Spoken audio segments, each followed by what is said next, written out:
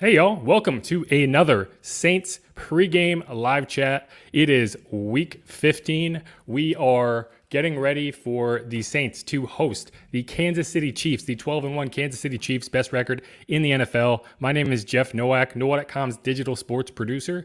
As always, if you want to check out any pregame content, head over to NOLA.com. I have it displayed to my right.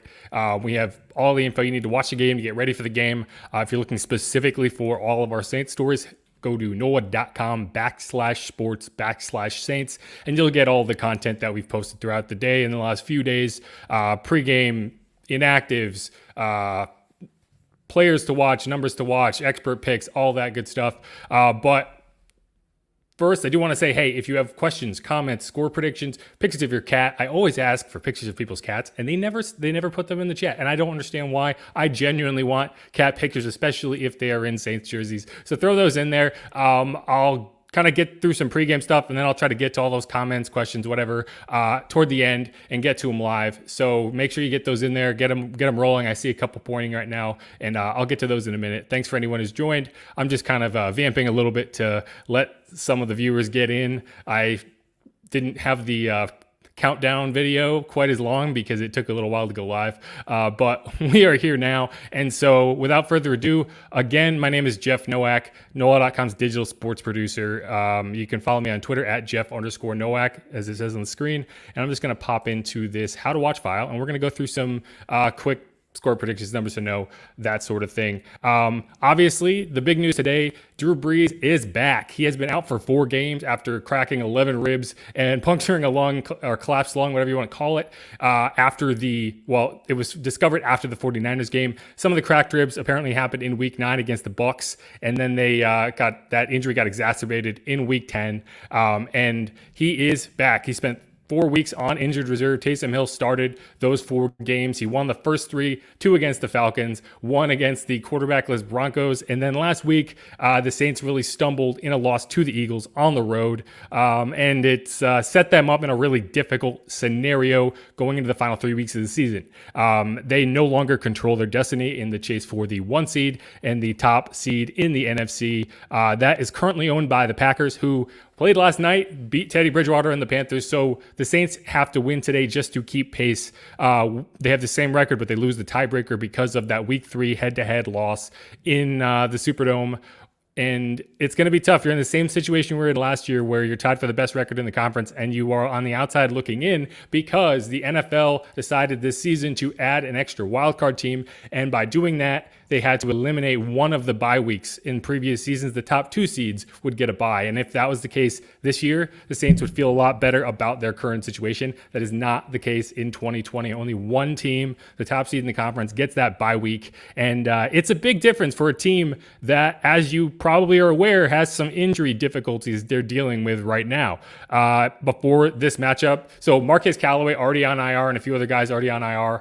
Before this matchup, the Saints put Michael Thomas, kind of a surprise addition to the injured reserve, and Deontay Harris. So they're without 2, as they get their passer back, they are now going to be without their two of their premier pass catching guys, in Michael Thomas, obviously, and in Deontay Harris, who also is a big loss in the return game. And Marcus Callaway, as I mentioned, is also out, so he's another loss in the return game. So you really have a lot of questions there, and we'll see how it goes. You're going to see a lot of Emmanuel Sanders. You're going to see a lot of Traquan Smith. I think you're going to see a return of the elite pass-catching Alvin Kamara that we have kind of missed for the past 4 weeks, with Taysom Hill kind of running the offense a bit differently. But that's only half the equation, because on the other side of the ball, the Saints have to find a way to slow down Patrick Mahomes and the 12-1 Kansas City Chiefs. They have weapons everywhere on the offense. From Tyreek Hill, who can beat you on any play for a long touchdown. Travis Kelce, a tight end, is leading the league in receiving yards. And to kind of point out, to kind of underscore how just monumentally crazy that is. No tight end has ever led the NFL in receiving yards. The only tight end to ever finish second was Kellen Winslow, and he did it, I want to say, in like 1982, 40 years ago. So it's not normal what they're doing, and especially what Travis Kelce is doing. And he's going to set the record for the most receiving yards by tight end in a season. It's just a matter of when, assuming he doesn't get hurt and miss the rest of the season. He only needs about 120 yards to do that. George Kittle owns that record right now. He could do it today with a big game. He had 140 something yards against the Dolphins last week, so the Saints really have to hammer down there. They haven't held up all season against tight ends. Last week they did a decent job on Dallas Goedert and Zach Ertz, but they got eaten alive by Darren Waller, who did a lot of the same things that Travis Kelce is going to do today. So that's going to be more than Tyreek Hill. I think Travis Kelce is going to be the guy to watch. Obviously, they have Clyde Edwards-Helaire, former LSU running back. They have Le'Veon Bell, who's on the team now after signing midseason. It just keeps on going. Even McCole Hardman, not a huge part of the offense, but he is one of the fastest guys on the planet. So the Saints have a lot of challenges to deal with on defense. Obviously, this game is 3:25 kickoff over on CBS. Good news if you are a DirecTV subscriber or a Uverse subscriber. Hey, the lights are back on.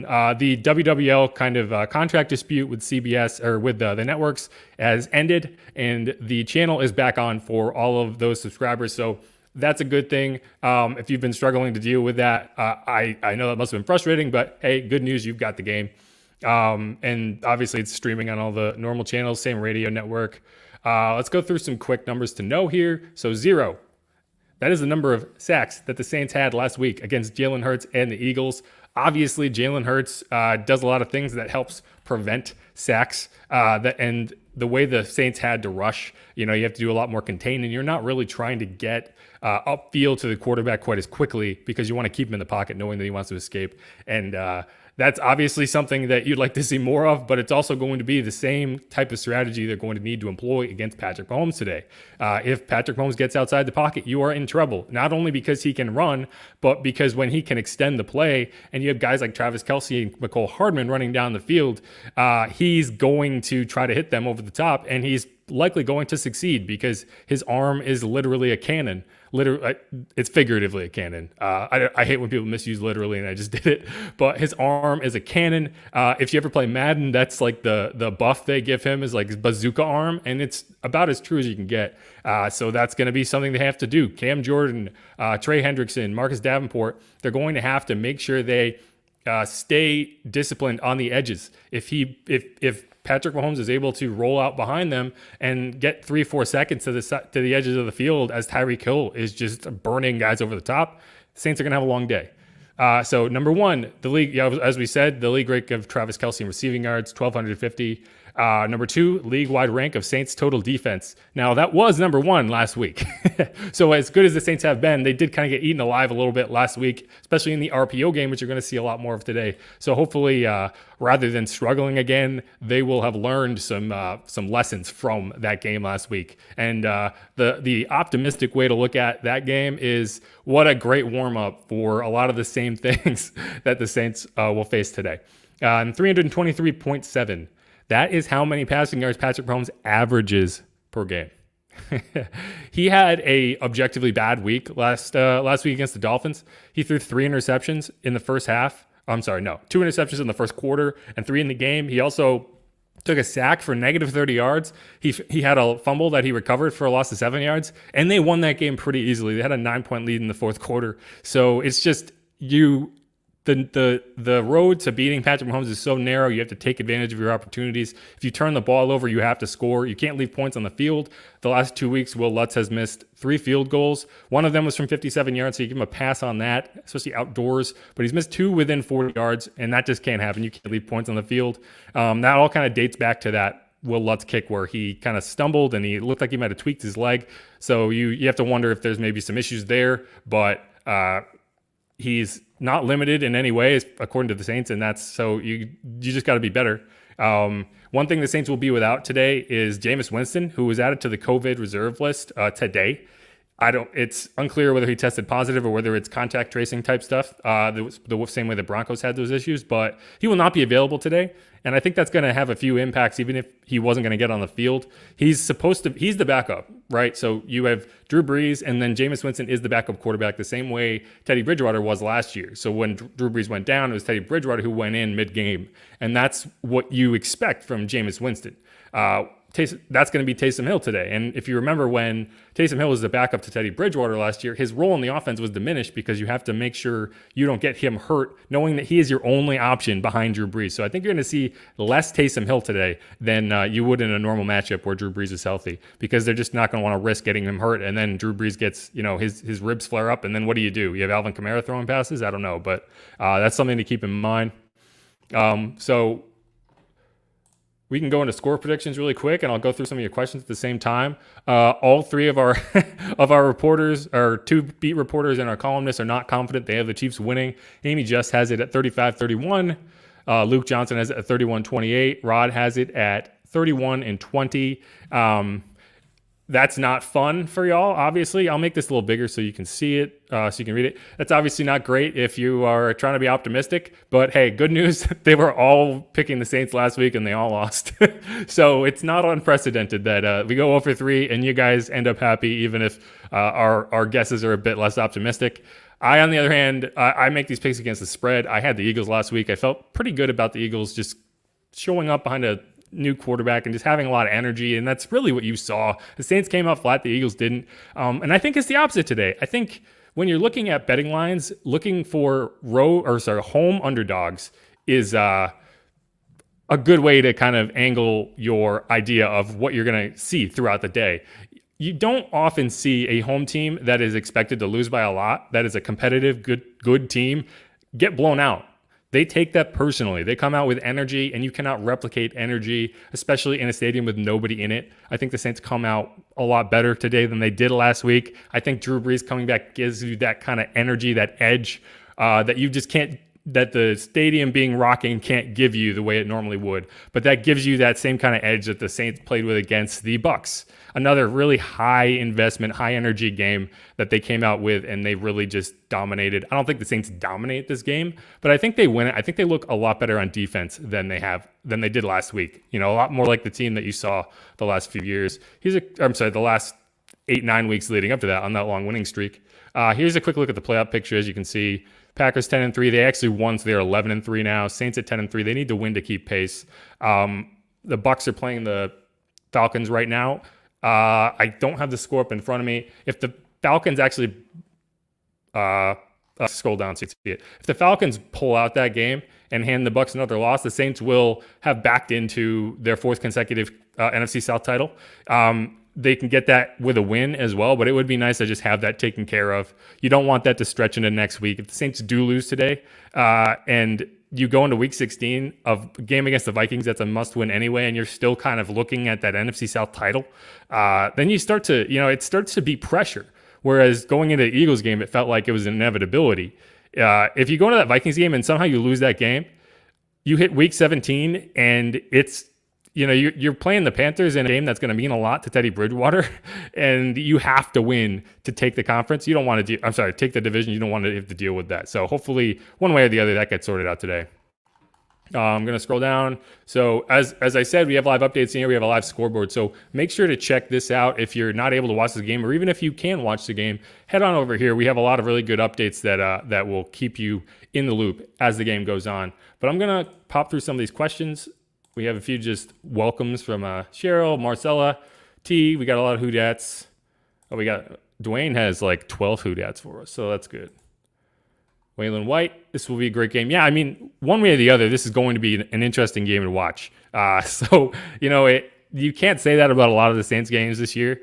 They've played in a lot of boring football games, and they've been on national television to do it. The Bucs game, as exciting as it was for a Saints fan to watch the Drew Brees and company beat up on the Bucs, that was boring. 38-3 is not a fun game to watch. The Broncos game was another dud. The Falcons game in New Orleans was kind of a dud.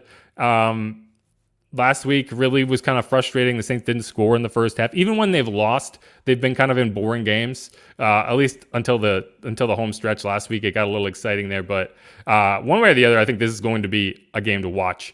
I have the Saints winning by 2, maybe like 24-22, 23-21, that range. I think it's going to be low scoring. The over-under is set at 53. If you're betting, I would take the under. I think that the Saints are going to do what they did against the Lions, against the Panthers, and in other games where they had, a lack of weapons due to injuries. They really just shortened the game. They stretched out their drives. They were efficient. They scored when they got opportunities to score. And what it did was it put a lot of pressure on the opponent to score every time they got the ball, because they know that if they punt it back, the Saints are just going to stack first downs, and who knows how many times you're going to get to score in the game. And I think that is the recipe for beating the Chiefs. You cannot give them extra possessions. You cannot turn the ball over. You cannot go 3 and out and expect to keep pace in the game where you have limited offensive weapons at your disposal. And that's Alvin Kamara, that's Emmanuel Sanders, that's Traquan Smith, that's Jared Cook. That's keeping the chains moving more than getting down the field quickly. You don't see a lot of deep shots in the Saints offense. I would advise against them in a game like this, because even if you succeed, putting your defense back on the field quickly is going to be a negative thing, even if you score. So it's the type of game where the Chiefs go down on a long scoring drive and they get 7 points on the board, and you bounce back and return the kickoff for a touchdown. That almost hurts you more than it helps you, because it just means that your defense is back out there again and accumulating that exhaustion. And by the end of the game, they're going to be burnt and not able to keep up. So that's going to be time of possession is going to be critical as always. Be safe. Yeah, I mean, Drew Brees, hopefully he can stay healthy. That's going to be the subplot for the final 3 games, knowing that, you saw what Taysom Hill had to offer, and I think that would be enough for you to win a good number of games, but I don't think it's going to be enough for you to win in the playoffs. So you really need to keep Drew Brees healthy. One thing to keep in mind with the IR, with the injured reserve, as I mentioned, Michael Thomas, Deontay Harris were put on injured reserve this week. The timing of that is significant. In 2020, they changed the COVID rule. They changed the IR rules due to COVID. And so instead of 8 weeks and having a limited number of guys you can bring back, it only takes 3 weeks, and you can bring back as many guys as you want. And that's why you've seen a ton of guys go on IR this year with injuries that normally would probably have just had them tying up a roster spot. But because it's week 15, so obviously you can do the easy math there. They're going to be out week 15, week 16, week 17. But then both of those guys, who I think the Saints expect to get back healthy, will be back, or will be eligible to return whenever the Saints play in the playoffs, whether it's that wild card round matchup, if they play, or if they get the bye, it would be the divisional round matchup. They're clinched a playoff berth either way. It's just a matter of when it is. So I think the idea was, we're just going to do this now. We're going to bite the bullet, knowing we're getting there one way or the other, and see what we can do. And by the time that they come back, we expect them to be fully healthy so that we can give it a legitimate shot in the playoffs. I think what you didn't want to have happen was Michael Thomas keeps going out there and gutting it out and just gets progressively worse and worse and worse. And then by the time you get to the playoffs, even if he's out there going, giving it his all, you might be seeing a shadow of the 100% Michael Thomas that you expect. So this is a long-term play for this season, and hopefully it works out. Hopefully they can get to the playoffs and not drop to the 3 seed. I think that's probably the worst they could possibly get to, even with a couple losses to close this one out. We're going through here. I don't see a ton of questions. I got Michael Burton. I assume this is not the Saints fullback, Michael Burton. I think he's getting ready for the game. But hey, Mike, thanks for chiming in. Is there a locker room problem with Michael Thomas, or does he? No, I think this is a legitimate injury. It's not about the issues earlier in the season with him having a fight with CD Deuce, CJ Gardner-Johnson. This is high ankle sprains are tough. High ankle sprains, not only are they very painful and they're very difficult to recover from, they have a high rate of re-injury. It's just the type of injury that you can make worse as the season goes on, and every time you're just going to keep rolling it, and that's why it's so difficult to try to rush someone back from a high ankle sprain, because even when they feel like they're ready to go, They're probably not, because it just takes that one tweak and all of a sudden you're back right where you started. If you remember Leonard Fournette at LSU, his final season at LSU is always what I comp it to, because he that's exactly what happened. He tried to come back from a high ankle sprain, and every time he would have a nice run in the first quarter, and then he would get tackled in the wrong way, and then he would miss the rest of the game. And that's what happens. It's an incredibly frustrating injury, and I think this is a very smart move, knowing that you don't have to, knowing that you're already in the playoffs. If the Saints weren't in the playoffs, this would be a different story. But having already clinched, it's smart to try to get Michael Thomas back for the playoffs as healthy as humanly possible, and you open up a roster spot while you do that. And you kind of take some of the question away. If he's even just inactive, if they just rule him out, there's always going to be, oh, well, is he going to be back next week? Is he healthy enough to try to give it a go? Every week in practice, you're going to be getting questions about whether he's going to go. And this way, you're just not dealing with that. And you can just you can sign someone. Kenny Stills raised his hand on Twitter. Maybe they bring in a guy like that just for the stretch run, but who knows? But one way or the other, this is an injury thing. It is not. You can't post pictures. I'll try to fix that for next week. That explains why I haven't been getting any cat photos. Oh, man. Okay, now I know. Thanks for letting me know. Yeah, no, I agree. I think there's been a lot of criticism of Taysom Hill, but you have to give him credit for stepping in and just running the offense. This wasn't, especially that first game against the Falcons, to have the success he did in an offense designed for somebody else. It is impressive, and while he struggled in the first half against the Eagles and he's missed some reads and you have questions about whether he can be the long-term answer at quarterback, he helped them stay afloat this season as well as you could ask for. If you knew Drew Brees was going to go out during a stretch where you play 5 to 7 games on the road and you're going to go 3-1 go beforehand, you would sign up for that. 4-0 with your backup quarterback is unheard of. The Saints won 8 consecutive games with guys that weren't named Drew Brees starting. Think about that. That's wild. And you're 10-3 with getting your quarterback back, and you clinched the playoffs 2 weeks ago. Things could be worse. So we'll see. Like I said, I think Taysom Hill gets worked out of the game plan a bit today because of the Jameis Winston situation. But I think there's a lot to be optimistic about with the Saints and with Taysom Hill, regardless of what happens going forward. We got a who dat from Oklahoma. That's a thing. Thanks, Robin. Kathy chiming in. No cat picks. I don't know about that, but I appreciate it, George. Thank you. Todd Adolf. All right. 34-28. Yeah, I don't think the score's going to get that high, but hey, we never know. Maybe it does. Either way, I think you're on the right path there. Just put Quan on Kelce. Yeah. That they're gonna have to figure something out. I think it's gonna be C.J. Gardner-Johnson that kind of tracks him a lot of the time. But yeah, I mean, they're gonna have to send a lot of attention Kelce's way. One thing I'll show you right here real quick. Oh no, I think I screwed that up. Hold on.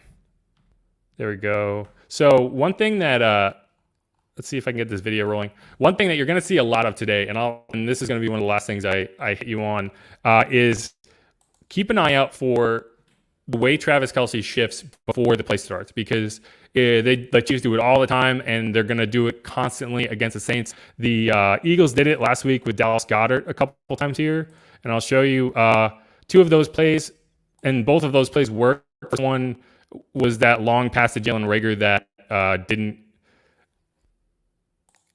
Jalen Hurts just missed him. Let's see. I'll speed up the playback here just so we can get to it before the game starts in 25 minutes. Let's hit it at 2 just to roll.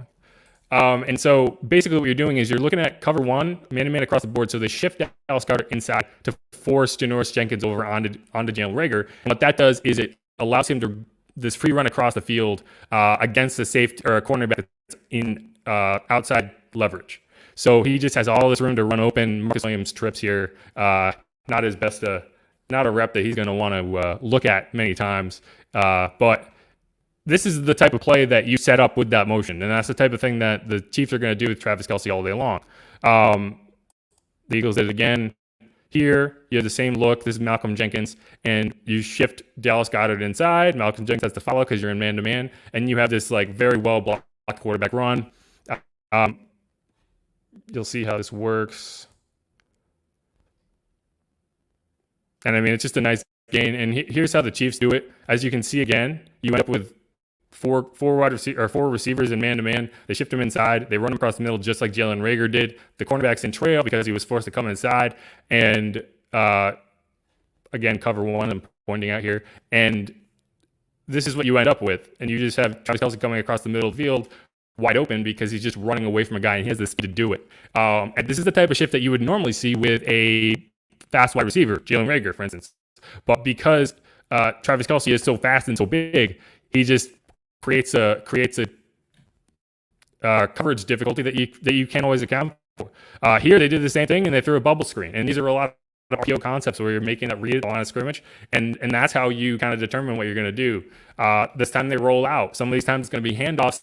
Some of these times it's going to be a max protective for a deep shot like they did later in the game. So you just got to read your keys and you just got to understand that the Chiefs can hit so many levels. I'd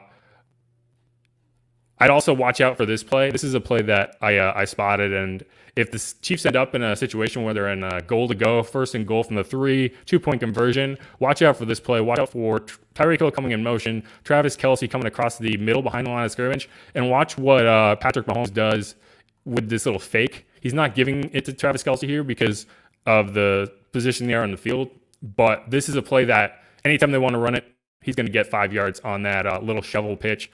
And like I said, if the Chiefs end up in a goal-to-go situation, watch out for that little pitch as he kind of works across the middle. Because I think you're going to see it if they end up in that situation. One way or another, I think you're going to end up with a few Tyreek Hill end-arounds like you saw in that play. He took one of those for a touchdown last week against the Dolphins. Here it is. Like this play is so difficult to stop when you have a guy that's got like 4.2 speed. He might be the fastest guy on the planet. And just watch how easily he makes 5 guys miss that should be able to make a play. Like look at all these guys. That's the type of speed you're dealing with for the Saints. And so you just got to find a way to contain it, find a way to get off the field when you can. Hold on. I want to get back to the feed. There we go. But let's keep going. I want to get to another couple questions and then we can clear out. Kenny Stills would be a good pickup. Yeah, I think you're going to see that. You put these guys on IR because you want to open up some roster spots, but the difficulty is when you sign a guy, he has to clear the COVID protocol. So it's not as simple as signing a guy and just bringing him in and having him play that Sunday. I think that's part of the reason that you haven't seen them pick up anybody yet, because they just put Michael Thomas and Deontay Harris on IR on Saturday. But I think for week 16 and 17, I think you're going to see them try to bring some guys in. And I think Kenny Stills would be a little easier to bring in because he was already on a team this year, and he should have an easier time passing the protocol than someone who's been, out of the league. They need to get Emmanuel Sanders going. Yeah, I mean, Emmanuel Sanders is going to be a big part of the game today. I think you're going to see him less on deep shots, more on like back shoulder fades, where you're trying to sell routes deep, sell Tre'Quan Smith over the top, and then have him come back. But yeah, I think the amount that you can get Emmanuel Sanders involved will be big. Yeah, I can't track the game actually, I think I can. Hold on. There we go. Yeah, look at that. Falcons. Falcons are blowing this one. So it looks like the Saints are going to have to do it themselves.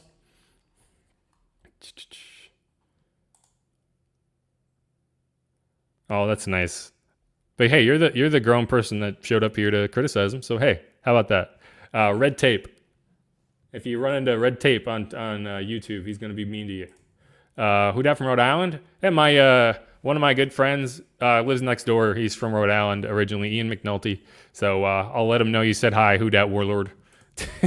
All right. I think that's about all the questions. Well, actually, hold on. I got one more, and then we can close off. We seem to be a rhythm team, not great off of buys. If we lose a first-round buy, could it possibly be something beneficial? I mean, I don't know if that's necessarily true. I don't think that there's any real correlation between a bye week and the Saints playing poorly.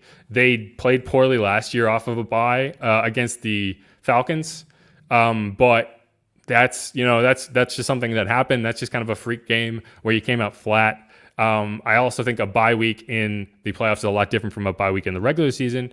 I mean, this week the Saints went on bye week 6 and they came back week 7 and they played really well against the Panthers.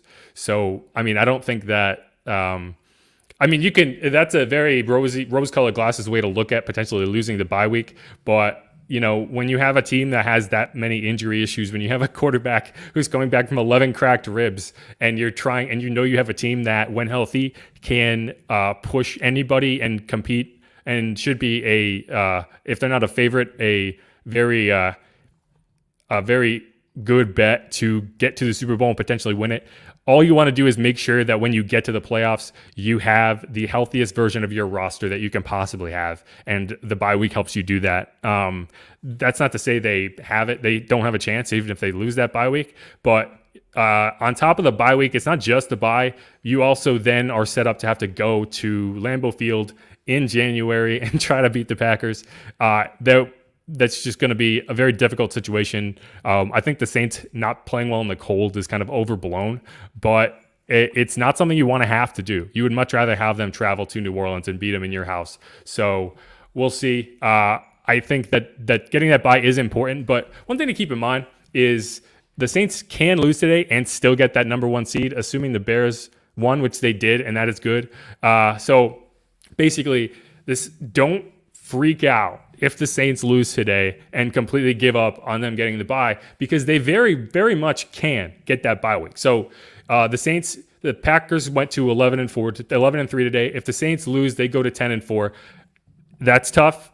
I'm sorry, Packers 11-3, Saints 10-4. Yeah, that's tough, but it's still a situation where you can get there. So here's the scenario that is asking a lot of help, but it's not that unreasonable when you really consider what you're looking at. So the Packers' final 2 games are the Titans and the Bears. So if the Packers beat the Titans, it'll go into week 17, and they would have to lose to the Bears in this scenario for the Saints to get the 1 seed. The Saints would just have to win their final 2 games, Vikings, Panthers, and they would finish at 12-4.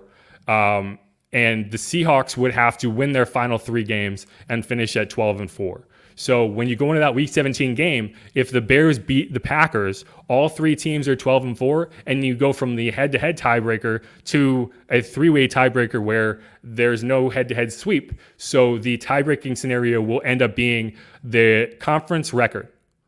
So I know I'm explaining this really kind of long form, and I have a post up on the website that kind of breaks it down better. But basically, what would happen in that scenario is all 3 teams would finish 12-4. If the Packers lose to the Bears, their conference record would be 9-3. The Seahawks would have a conference record of 9-3, and the Saints would end with a conference record of 10-2, and would end up on top. So basically, if the Saints lose today, you want to root hard for the Seahawks and the Bears. And the Bears winning today wasn't essential, but it was important because when they go into that Week 17 matchup, you want them to be competing for a wild card spot. You don't want them to have already been eliminated from the playoffs, because then you'll have a situation like last week where the biggest incentive was David Blau winning a car from Matt Bowers, and that's just not going to be enough. But if the Bears go into that game at home in a must-win, knowing that a win will get them into the playoffs, and the Packers go in knowing that a win will get them a week off, and that's really all they're playing for, you could see a weird result there, and it's in Chicago. That's a tough place to play for anybody, even without fans.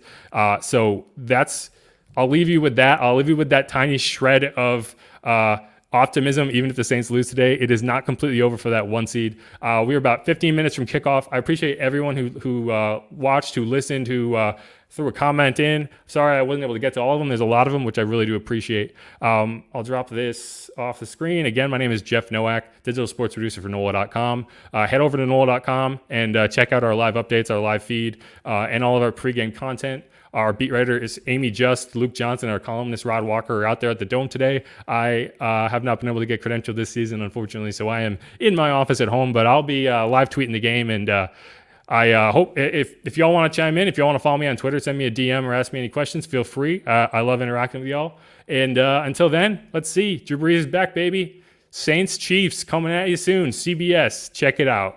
All right, y'all. Thanks. Peace.